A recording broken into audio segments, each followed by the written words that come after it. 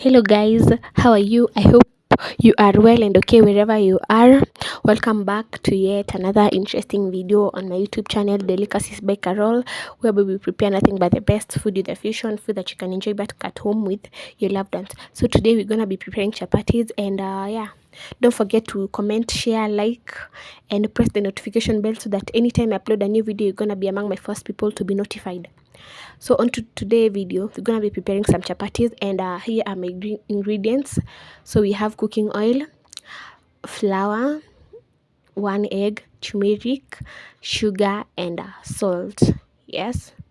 So the reason is why I use turmeric. Turmeric is to add that to give it some nice color. Yeah. And for the egg, for the egg is to make them soft. So if you always cook chapatis and they turn out to be a bit hard, you can try and use an egg. You can add an egg, but it is optional. It ain't a must. Yes.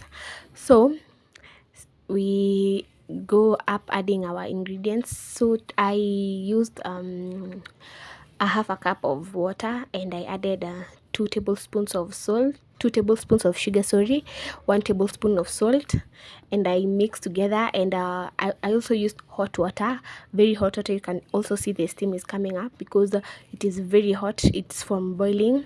Hot water helps your chapatis to be soft, and it also helps them cook more. So after you're done mixing everything and after you've left it to rest, the hot water now plays a big role in that part. So you now mix them together, the salt and the sugar, to make sure the taste is okay. Once you've mixed them together and the taste turns out to be okay, you now add in your flour. Yeah. And if the salt has not yet tasted, you can still add more for you to ensure your chapatis are not just that, that silent. Like they have a taste, like unaweza sikia taste. Yeah. So you mix. Once you've mixed them together very well, now you can add your flour.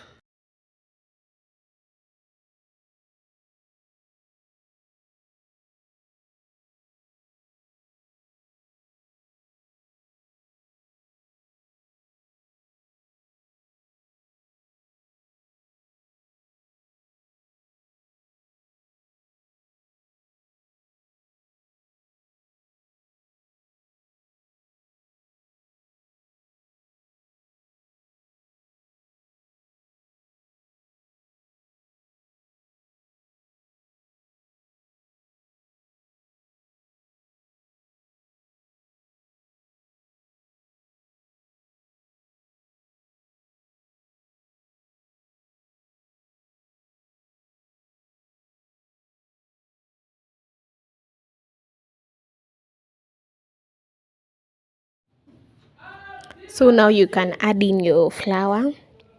You add in your flour while mixing to ensure that the it's not so tough.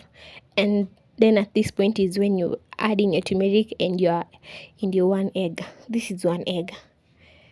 Yeah. And also the orange color helps in bringing out some nice color at the end of your chapatis, giving it some nice color for presentation and all.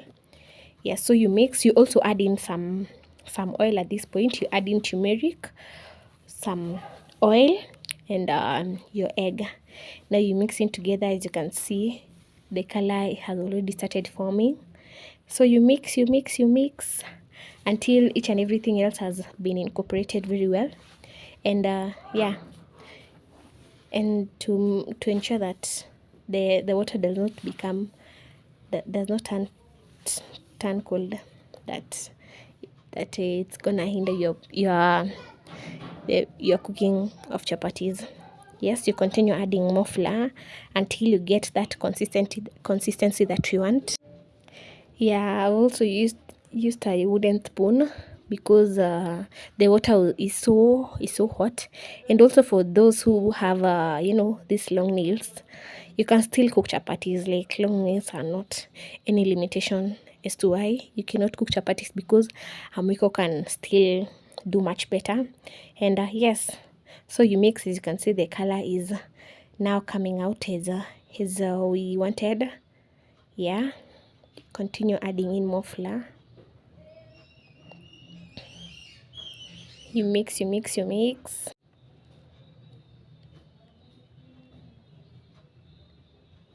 Yeah, you continue mixing, continue mixing.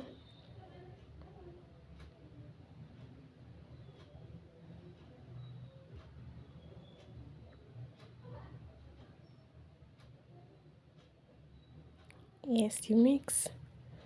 You mix to ensure your flour is soft. Your flour is soft, because the harder the flour, the harder the chapatis. You know, the tough, not the hard. Sorry, the tough, the flour, the tough for the chapatis. Yeah, that is some more water, because I realized that I had put in a lot of flour, so I had to add a little water.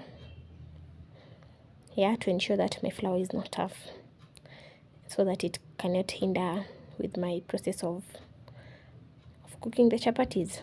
Yes.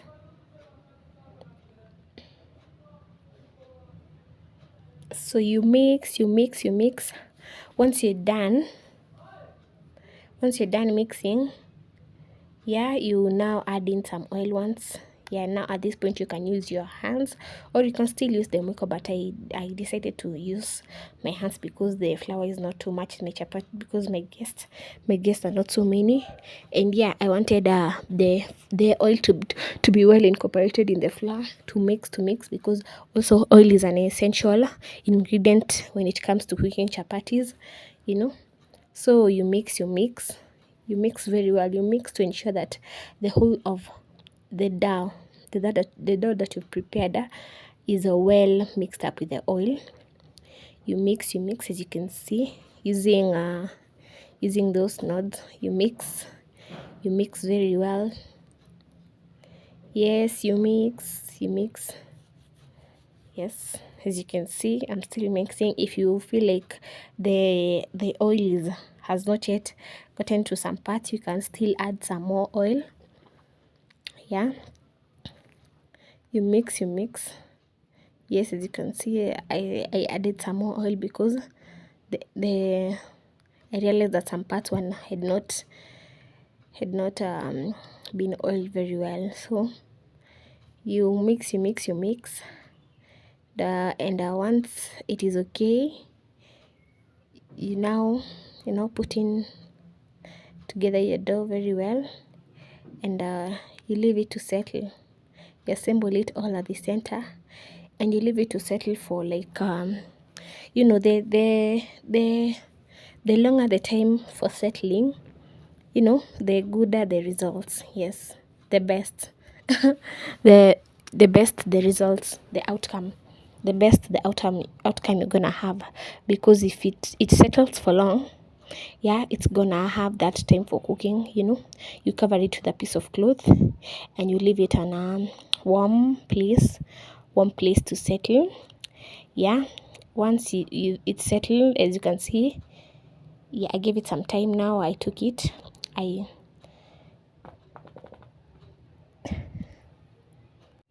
yeah, now you pour some little flour on the surface that you gonna be preparing your chapatis, to prevent the dough from sticking on the surface, because your dough, remember, is still soft.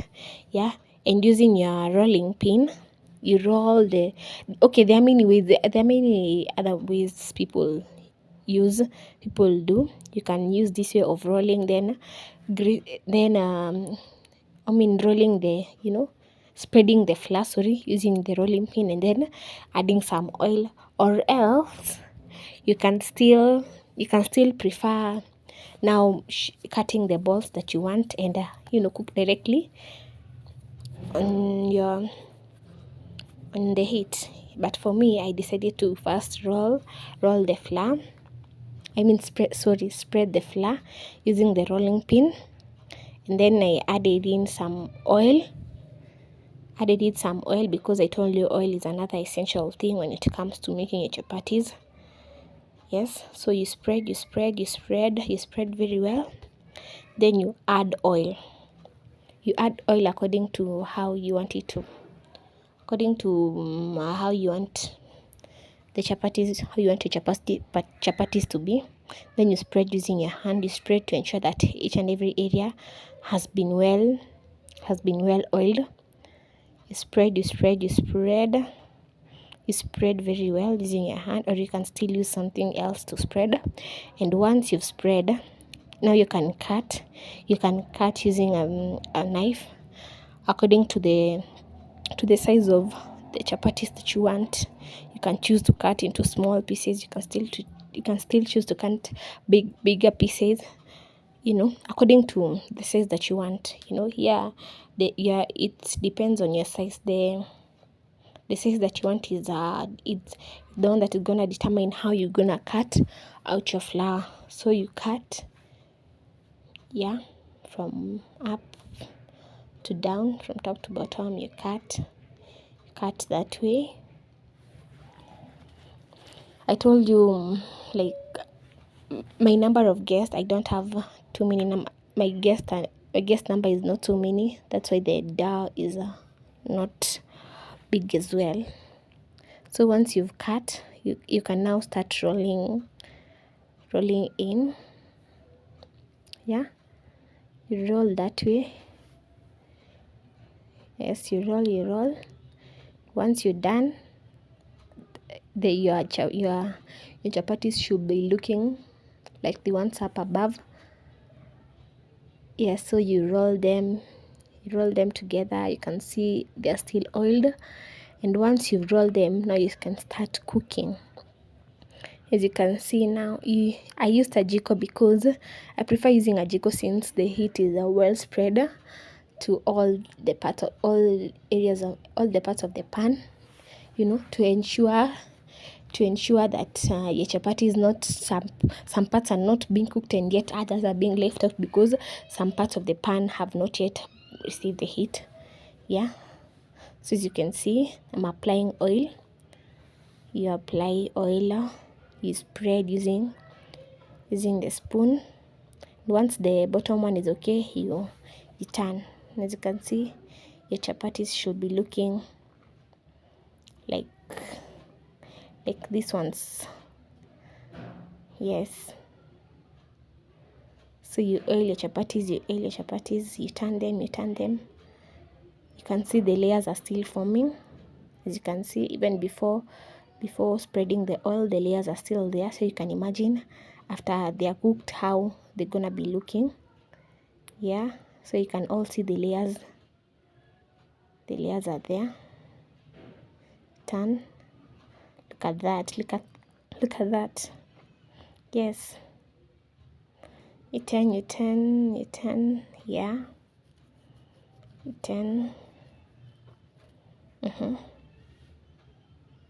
The other piece of paper that I'm using is to prevent my fingers from burning because the chapatis are too hot. So you oil. I told you using oil is a very essential ingredient while cooking chapatis. You can see, look at that. Wow, look at those chapatis. Aren't they lovely? So you can use this recipe to cook for your loved ones, your family, your friends. Maybe whenever you're hosting friends, you can still use this recipe. Very easy, not time consuming, readily available ingredients at your store's market. Yes, and you can enjoy. You can see the layers are still forming. You oil chapatis, you cook as you turn. You oil them as the other chapatis are being cooked, and then you turn. That way.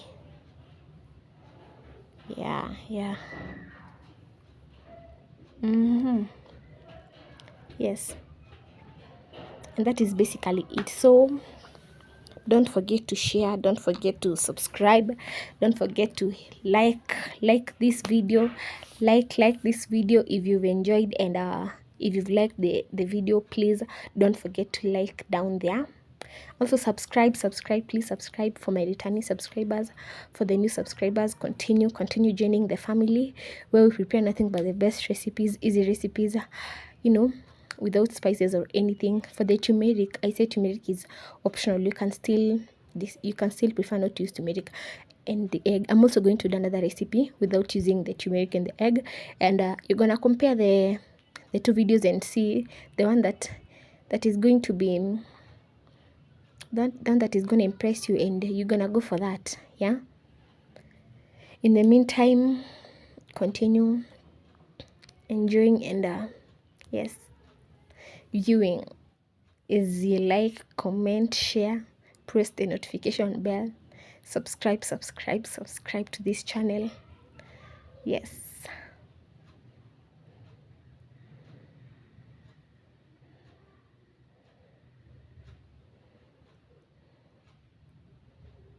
yeah, that is how you oil them. Yeah, is you turn. Yeah, is you turn them. Yes,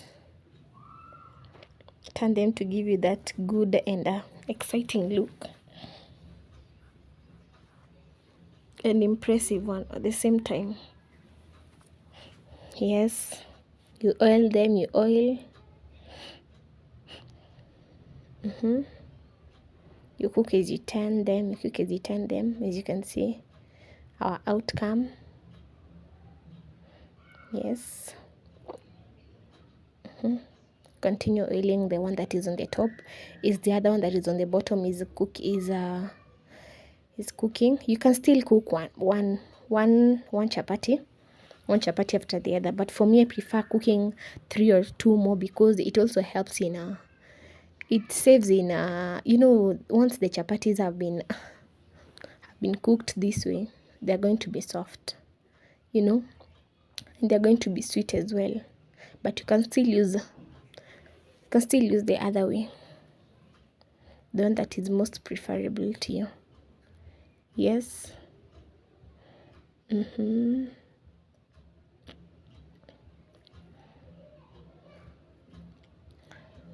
Yeah, you continue oiling them. Yes.